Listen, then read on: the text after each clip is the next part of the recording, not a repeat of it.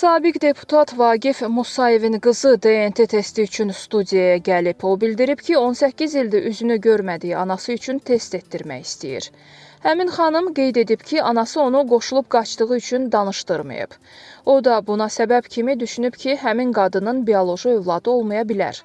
Qeyd edək ki, Vagif Musayev 1990-1995-ci illərdə Azərbaycan Ali Sovetinin deputatı olub. O 2019-cu ildə vəfat edib.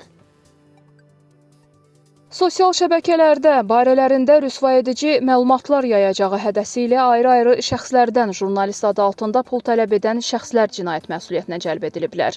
Sumqayıt, Şirvan, Astara və Göyçay sakini olan bir neçə şəxsin müraciəti əsasında əvvəllər də dələduzluq və hədə-qorxu ilə tələb etmə cinayətlərinə görə məhkum olunmuş İynə satirik jurnalının baş redaktoru 62 yaşlı Baloğlan Mirzəliyev və redaktoru 55 yaşlı Elxan Heydərov Daxili İşlər Nazirliyinin baş mütəşəkkil cinayətkarlıqla mübarizə idarəsinin əməkdaşları tərəfindən saxlanılıblar.